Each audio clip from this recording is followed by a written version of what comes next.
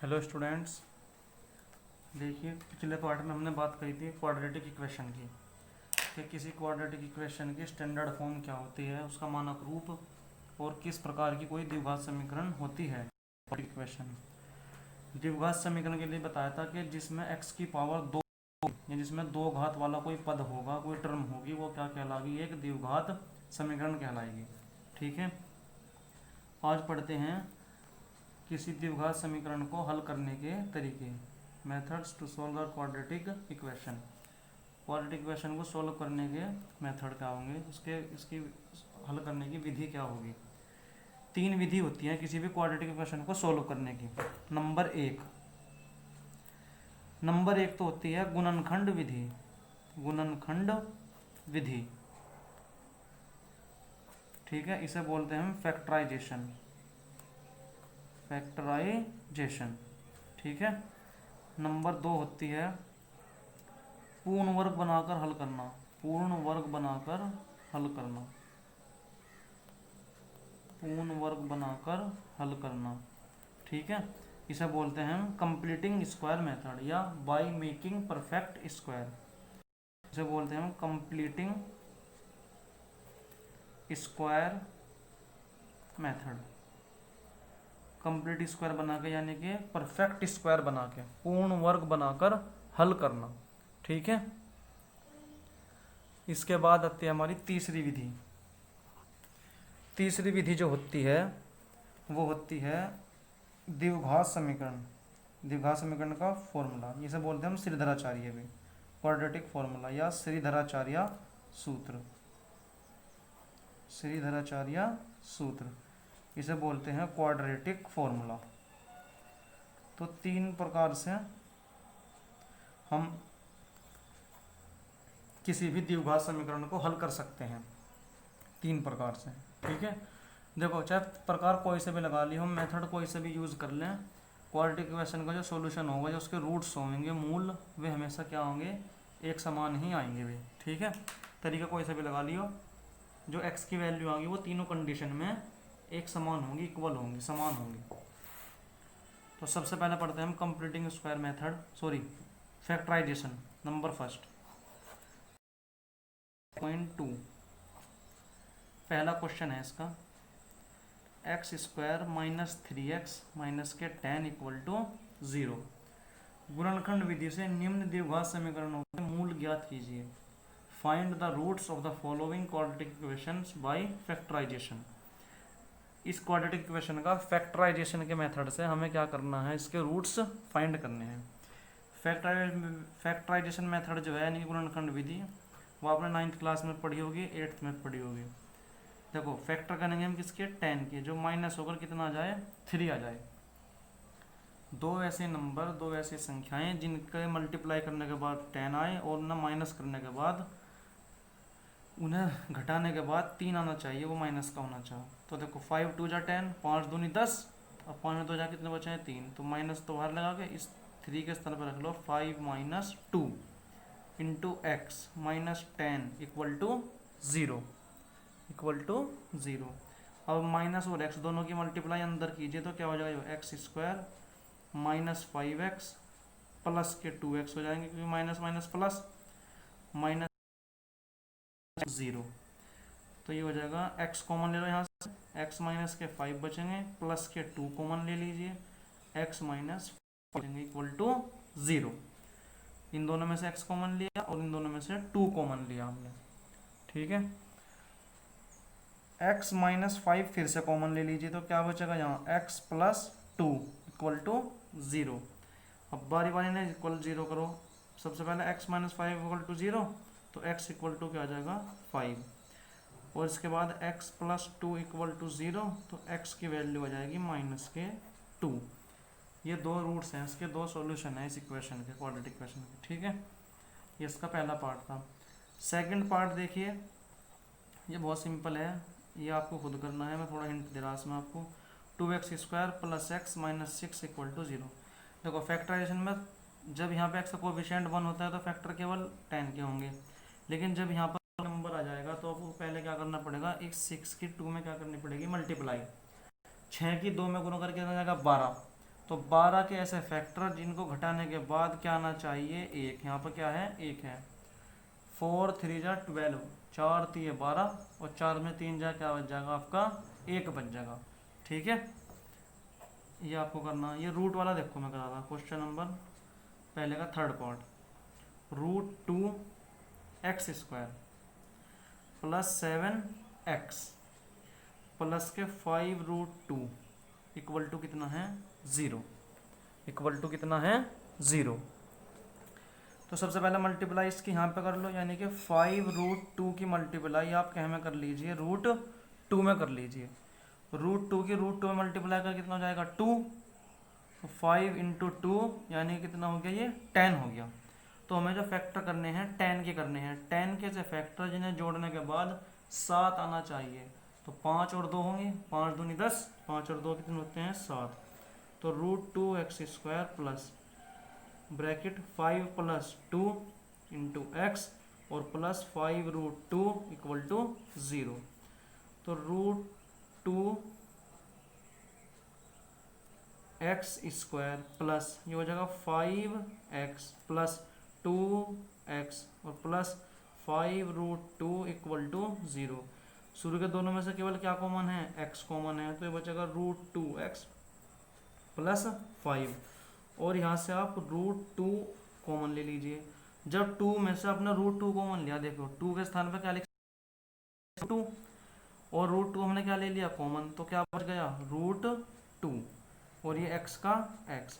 और जब √2 कॉमन ले चुके तो यहाँ क्या बचेगा, केवल 5 बचेगा इक्वल टू 0। ठीक है, √2x प्लस 5 फिर से कॉमन ले लीजिए, तो क्या बचेगा, ये यहाँ तो बच गया x प्लस यहाँ बच गया √2 इक्वल टू 0। अब बारी बारी एक एक को 0 कर लो। एक बार तो √2x प्लस 5 को 0 कर लो, एक बार x प्लस √2 को 0 कर लो। तो ये हो जाएगा आपका √2x प्लस 5 इक्वल टू किसके, 0 के। तो √2x बराबर माइनस के 5 या x इक्वल टू -5/√2 आ जाएगा। एक तो हो जाएगा इसका आंसर ये। दूसरा आंसर देखिए, ये x प्लस √2 इक्वल टू 0 या x की वैल्यू माइनस के 2। एक आंसर ये हो जाएगा इसका। ठीक है, क्वेश्चन नंबर देखो फोर्थ पार्ट इसका।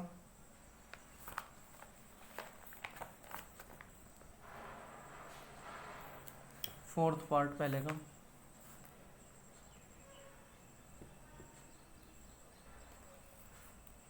पहले का फोर्थ पार्ट है।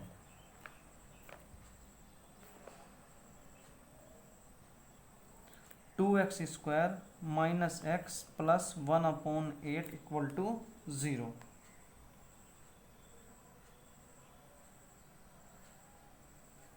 ठीक है, देखिए 8 क्या ले लीजिए, इसमें एलसीएम ले लीजिए 8। तो यहाँ तो क्या हो जाएगा, 16x² minus 8x plus 1 equal to 0। 8 यहाँ क्या में चल जाएगा, मल्टीप्लाई में। तो यहाँ बचा केवल 16x² माइनस 8x प्लस 1 0। ठीक है, अब 16 की मल्टीप्लाई एक में करो, 16 कम 16। उस 16 कैसे फैक्टर करने हैं हमें, जिन्हें जोड़ के क्या आ जाना चाहिए, 8 आ जाना चाहिए। तो 4 और 4 होंगे फैक्टर में, 4 चौक 16, 4 और 4 मिले कितने कितने हो जाएंगे, 8 हो जाएंगे। तो 16x²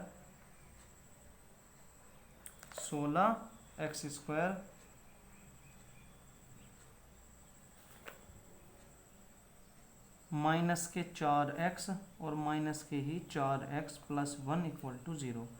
इसमें से और इसमें से क्या कॉमन ले लीजिए आप, 4x। 16 में से 4 कॉमन लेने के बाद क्या बचेगा, 4, और x में से x कॉमन लेने के बाद क्या बचेगा, x और माइनस 1। यहाँ से माइनस 1 कॉमन लीजिए तो 4x माइनस 1 इक्वल टू 0।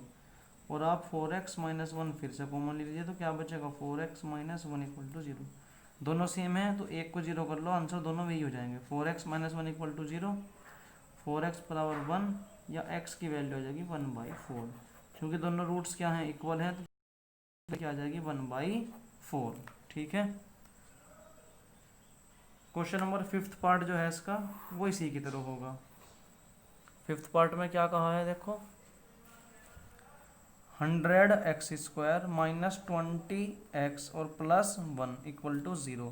फिर वही है 100 की मल्टीप्लाई 1 में करो तो 100 हो जाएगा। 100 के से फैक्टर जिन्हें जोड़ दे तो कितना आ जाए 20 आ जाए। 10 और 10 होंगे, 10 10 20 और 10 के 10 में मल्टीप्लाई कितना आ गया 100। जिस प्रकार यहाँ पे 4 और 4 थे ना तो 16 हो गए थे, 4 चौक 16, 4 4 हो गए थे 8।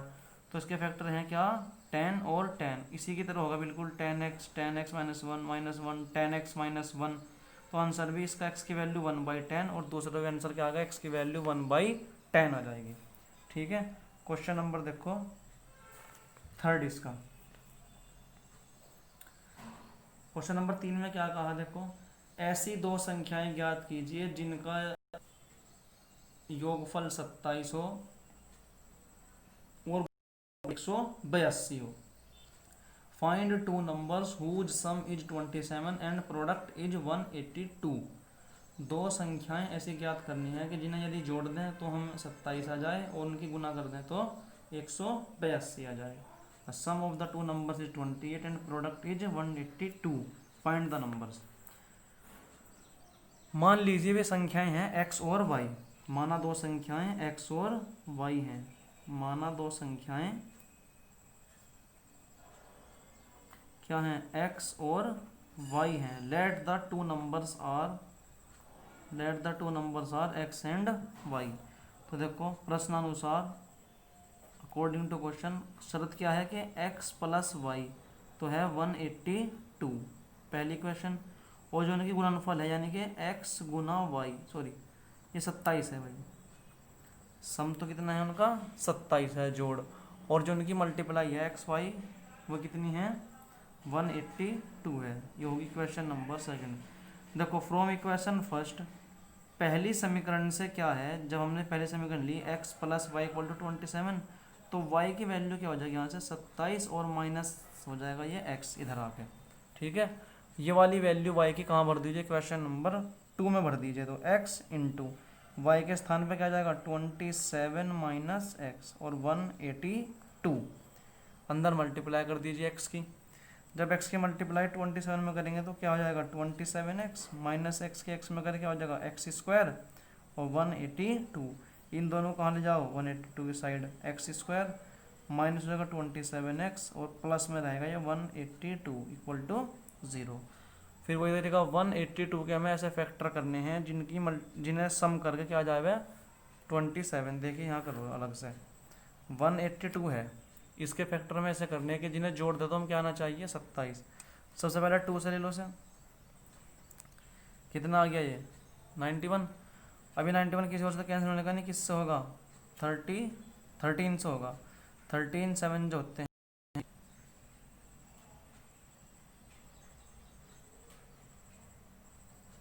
तो उसके फैक्टर देखो कितने हो जाएंगे 7 की मल्टीप्लाई 2 में करो 7 2 जा 14। तो एक तो 14 और एक 13, 14 एंड 13 ये दो फैक्टर हैं इसके ऐसे कि देखो 14 और 13 जोड़ने के बाद कितना आता है 27 और 14 के 13 की मल्टीप्लाई करके कितना आएगा 182 आएगा। तो उसके फैक्टर हो जाएंगे माइनस के 14x और माइनस के 13x प्लस 182 इक्वल टू 0। जब x कॉमन लेंगे तो x माइनस के 14 हो जाएगा ये, अब माइनस के 13 कॉमन लेंगे तो x माइनस 14 हो जाएगा ये। अब x माइनस 14 क्या ले लीजिए फिर से कॉमन, तो x माइनस 13 इक्वल टू 0। या तो x की वैल्यू 14 आवेगी या x की वैल्यू 13 आवेगी। इन दोनों वैल्यू कहाँ पुट करनी है आपको क्वेश्चन नंबर फर्स्ट में। यदि आप x 14 लोगे तो y कितना आ जाएगा 13 आ जाएगा, और यदि आप x 13 लोगे 13 तो y क्या आ जाएगा 14 14। ठीक है, तो कहने का मतलब है कि जो दो संख्याएं हैं वे 13 और 14 हैं संख्याएं, यानी कि द नंबर 13 एंड 14 वे संख्याएं 13 और 14 हैं जिनकी मल्टीप्लाई करने के बाद तो क्या आएगा 182 आएगा और जोड़ने के बाद कितना आएगा 27 आएगा। ठीक है, क्वेश्चन नंबर जो 4 है वो बिल्कुल इसी की भांति है। कंजेक्टिव पॉजिटिव इंटीजर्स हैं, दो कंजेक्टिव जिनका सम ऑफ हुज स्क्वायर, इनके स्क्वायरों का सम 365 है। ठीक है, कंजेक्टिव जो नंबर होते हैं यानी कि क्रमागत संख्याएं, वे आपको मैंने कल भी बताई थी। क्रमागत संख्या क्या है वे संख्याएं जो क्रम वाइज आएंगी, लगातार आएंगी एक के बाद एक, यानी कि 13, 14 या 21, 22, 22, 23, 26, 27, ये सब क्या हुए, क्रमागत संख्याएं हुए। तो कंजक्टिव नंबर हमने जब बताया था कि जब भी दो लेनी हो, यदि आपने एक x ली तो दूसरी क्या आ जाएगी, x+1 आ जाएगी। तो जो दो क्रमागत संख्याएं हम लेंगे, कंजक्टिव, दो कंजक्टिव नंबर जो लेंगे हम,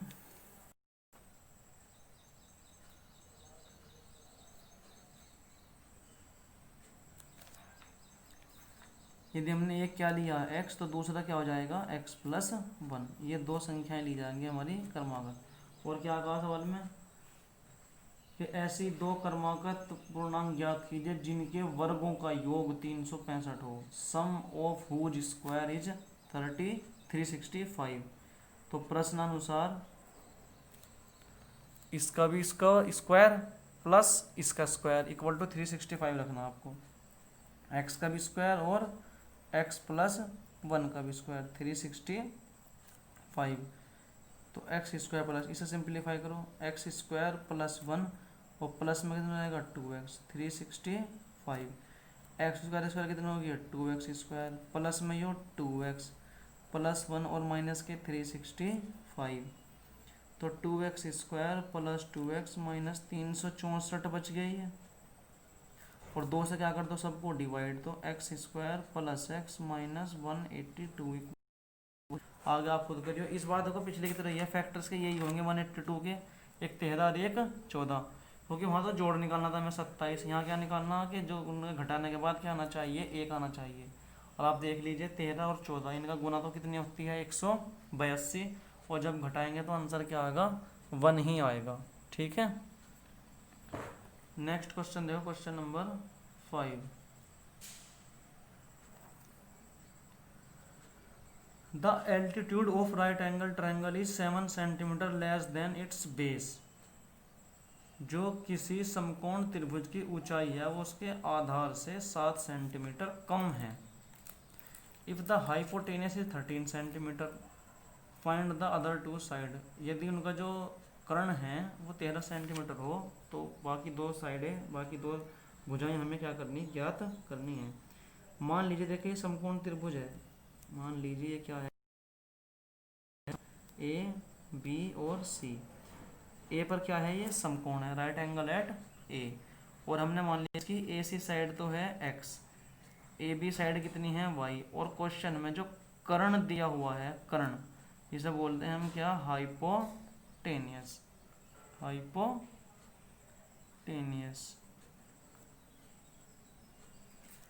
वो कितना दे रखा इसमें 13 सेंटीमीटर।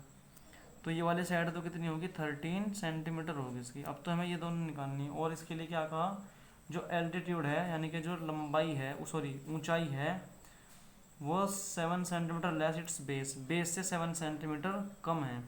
एल्टीट्यूड क्या है इसका ए सी, और वो जो बेस है आधार ए बी उससे क्या है 7 कम है। और ए सी लिया हमने कितना हो जाएगा y-7। ठीक है, अब देखियो वी नो दैट, हम जानते हैं कि देखो पाइथागोरस पर में पढ़ी होगी आपने कि समकोण त्रिभुज जो होता है उसमें जो कर्ण हो गया उसका स्क्वायर शेष दो भुजाओं के वर्गों के योगफल के बराबर होता है। ठीक है, तो ये क्या हो जाएगा बी सी स्क्वायर बराबर क्या हो जाएगा A C square plus A B square. B C कितना है 13 का स्क्वायर, ए सी कितना है एक्स स्क्वायर, ये कितना है वाई स्क्वायर हो जाएगा। तो x की वैल्यू कितनी है y-7, y-7 का स्क्वायर प्लस वाई स्क्वायर, और ये हो जाएगा 169, 13 का स्क्वायर। इसको होल स्क्वायर खोल लो, A square plus B square minus की 2ab और plus Y square equal to 169। Y square कितना होगी 2y स्क्वायर माइनस 14, वही इधर आगे कैसा हो जाएगा माइनस का 169 में से 169 कितने बचेंगे माइनस के 120। 2 से सबको क्या दे दो डिवाइड, 7y और ये माइनस के कितने हो जाएंगे 60 इक्वल टू 0। इसका फैक्टराइजेशन कर लेंगे, 60 का माइनस करके कितना आए 7 आए, तो कितना हो जाएगा देखो 60 के फैक्टर 7 आवे, 12 पंजे 60, 12 और 5 कितने हुए हैं 60, और 12 में से 5 माइनस कितने बचे हैं 7 बचे हैं। तो ये बचेगा y माइनस के 12 और y प्लस के 5 इक्वल टू 0। या तो y की वैल्यू आएगी 12 सेंटीमीटर या y की वैल्यू आएगी माइनस के 5 सेंटीमीटर। इसे क्या कर देंगे हम नेगलेक्ट कर देंगे, अमान्य है ये, ठीक है, ये एग्जिस्ट नहीं करना। क्यों? किसी भी राइट एंगल ट्राइंगल की साइड जो है, किसी भी त्रिभुज की जो भुजा हो कभी भी क्या नहीं होती, माइनस में नहीं होती। तो y की वैल्यू क्या आ गई 12, और जब y 12 आप यहाँ रखोगे तो 12 माइनस 7, x की वैल्यू क्या बचेगी, इसकी y की वैल्यू इक्वेशन में पुट कर दियो। मान लीजिए क्वेश्चन नंबर कौन सी थी है, फर्स्ट थी, तो x की वैल्यू कितनी आ जाएगी 5 सेंटीमीटर आ जाएगी। तो उसकी बाकी जो तो भुजाएं होंगी, रिमेनिंग 2 साइड्स आर, एक 12 सेंटीमीटर और एक 5 सेंटीमीटर, ठीक है। नेक्स्ट क्वेश्चन देखिए, क्वेश्चन 6।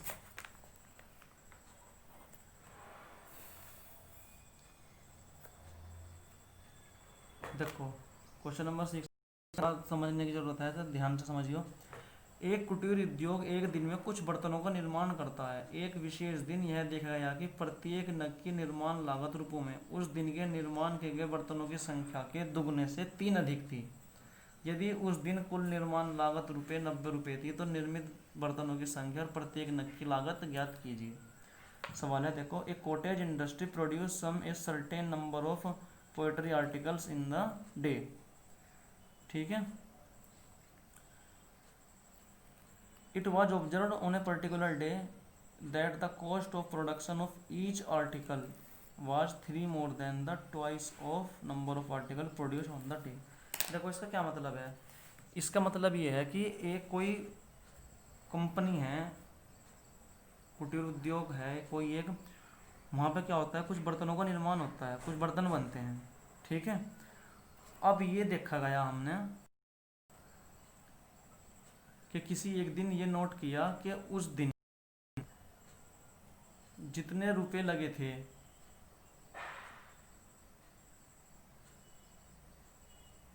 बर्तनों की संख्या के 2 गुने से 3 अधिक है।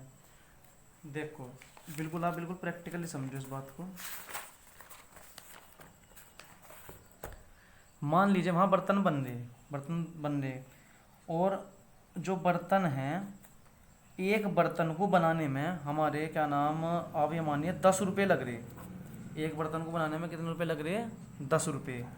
और मान लीजिए हमने उस दिन 8 बर्तन बना दिए। कितने बर्तन बनाए हमने 8 बर्तन। तो बताओ उस दिन कितने रुपए खर्च हुए। उस दिन रुपए खर्च हुए, एक बर्तन बनाने की कीमत कितनी है 10 रुपये, और हमने बर्तन कितने बनाए हैं उस दिन 8, तो 10 अठे कितने हो जाएंगे 80 रुपये उस दिन हमारे क्या करेंगे लगेंगे, ठीक है। तो हमें निकालना है कि बताइए एक बर्तन को बनाने की कीमत कितनी है और कितने बर्तन उस दिन बने हैं। तो मान लीजिए आप कि बर्तन तो बने हैं उस दिन x बर्तन, ठीक है, x बर्तन बन गए, ये बर्तनों की संख्या है, उस दिन बने बर्तनों की संख्या x रुपये।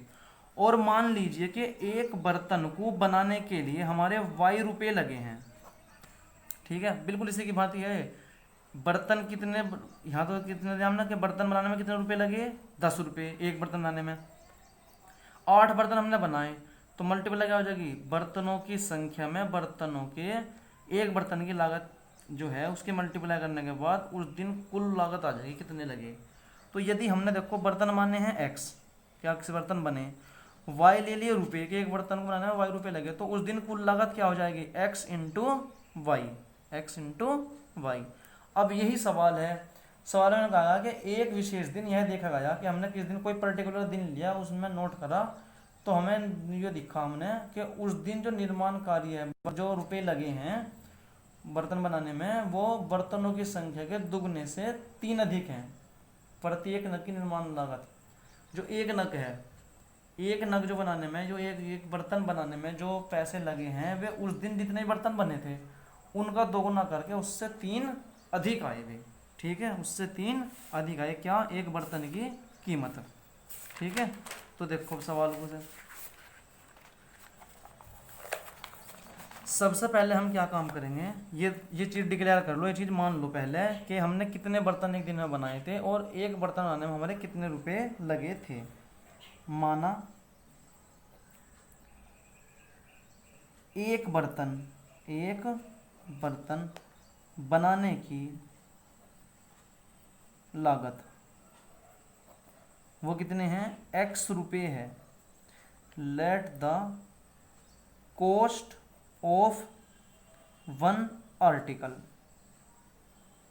एक आर्टिकल की कीमत हमने वही मान ली कितनी, x रुपीज, तथा बर्तनों की संख्या जो है, बर्तनों की संख्या वो कितनी है, हमने y मान ली। कि मान लीजिए उस दिन कितने बर्तन बने थे, y बने थे।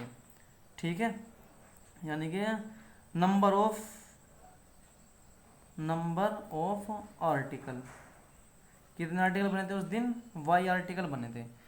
अब प्रश्नानुसार जो शर्त है क्वेश्चन की वो ये है, देखो ध्यान से पढ़ो,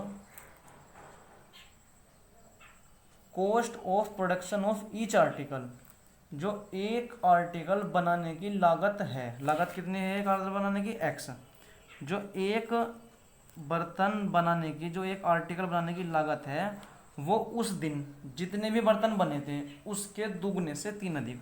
और हमने मान लिया कि उस दिन कितने बर्तन बने थे, y बर्तन बने थे, तो दुगने से 3 अधिक, ये हो गया। x क्या थी, बर्तन बनाने की लागत, y क्या थी, बर्तनों की संख्या, नंबर ऑफ आर्टिकल। तो सवाल में कहा गया कि एक बर्तन बनाने की जो लागत है वो उस दिन बने हुए, जितने भी उस दिन बने थे क्या बर्तन, उनके 2 गुने से 3 ज़्यादा है, उनके 2 गुने से क्या है, 3 ज़्यादा है। ठीक है, और उस दिन की कुल जो लागत आई वो 90 रुपये की आई। देखो टोटल कॉस्ट यानी कि कुल लागत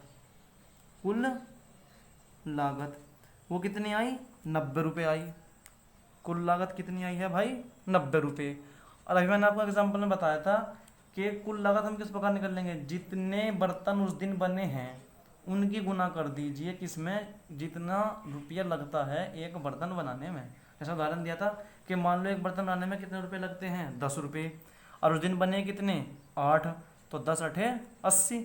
इसी प्रकार एक बर्तन बनाने में कितने रुपये लग रहे, x रुपये, और गुना बर्तन कितने बने थे उस दिन, y, तो x गुना y हो जाएगा ये 90। और x की वैल्यू कितनी है, 2y प्लस 3, यहाँ ये रख दो 2y प्लस 3। ये क्वेश्चन फर्स्ट, मान लो सेकंड। तो समीकरण नंबर 1 से x का मान समीकरण नंबर 2 में रख दिया हमने, इंटू वाई इक्वल टू में कितना, इसकी यहाँ मल्टीप्लाई करो, 2y square plus 3y equal to कितना, 90। ठीक है, 2y इक्वल टू 90 हो गया ये, तो 2y square plus 3y equal to कितना हो गया, 90। ये 2y स्क्वायर प्लस 3y और माइनस 90 इक्वल टू 0।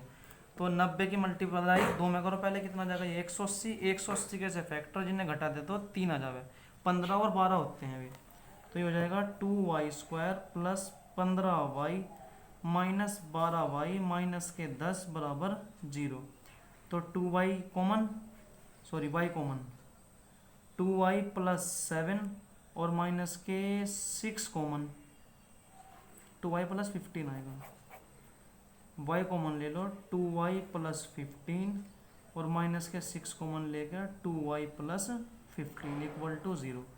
या तो y माइनस 6 इक्वल टू 0 या 2y प्लस 15 इक्वल टू 0। या तो y की वैल्यू आएगी 6 या y की वैल्यू आएगी माइनस के 15/2। और माइनस के 15/2 आप क्या कर दीजिए, नेगलेक्ट कर दीजिए, इसे छोड़ दीजिए, ये एग्जिस्ट नहीं करनी। क्यों नहीं करनी, क्योंकि y है क्या, बर्तनों की संख्या, कितने बर्तन उस दिन बने हैं, वी आर माइनस में, तो बर्तनों की संख्या माइनस में होने की नहीं, तो y की वैल्यू क्या आ जाएगी 6। इसका मतलब क्या होगा, उस दिन कितने बर्तन बने थे, 6 बर्तन बने थे। ठीक है, y की वैल्यू कहाँ रख दी, समीकरण नंबर 1 में, तो x इक्वल टू क्या हो जाएगा 2y प्लस 3, तो x इक्वल टू आएगा 2 इंटू वाई यानी कि 6 और प्लस 3, तो x इक्वल टू आएगा 6 दूनी 12 प्लस 3, तो x की वैल्यू हो जाएगी 15 रुपये, 15 रुपीज़। अब देखिए इसका मतलब क्या हो गया कि उस दिन जो बर्तन एक बर्तन बनाने की लागत कितनी थी, 15 रुपये थी, और उस दिन बने बर्तनों की संख्या कितनी थी, 6 रुपये थी। अब देखिए, सॉरी, बर्तन कितने बने थे उस दिन, 6 बर्तन बने थे। अब ये दोनों कंडीशन को क्या करेगा, हमारा सेटिस्फाई करेगा। क्वेश्चन में 2 शर्त कही थी, क्या, कि जो बर्तन बनाने की लागत है वो बने हुए बर्तनों की संख्या के 2 गुने से 3 अधिक है। लागत कितनी थी? 15 रुपये। बर्तनों की संख्या कितनी है? 6। और आप चेक कर लीजिए 6 दूनी प्लस 3 15। तो बर्तनों की संख्या के 2 गुने से 3 अधिक है क्या? बर्तनों की लागत। ये कंडीशन सेटिस्फाई होगी। दूसरी क्या थी कि उस दिन जो कुल लागत आई वो 90 रुपये की आई, और देखो वो आनी भी थी। एक बर्तन बनाने में कितने रुपए लगे? 15। उस दिन बर्तन कितने बने? 6। तो कुल लागत कितनी आ जाएगी? 15 छिका 90। ठीक है, ये एक्सरसाइज कंप्लीट होगी। नेक्स्ट पार्ट में नेक्स्ट एक्सरसाइज करेंगे।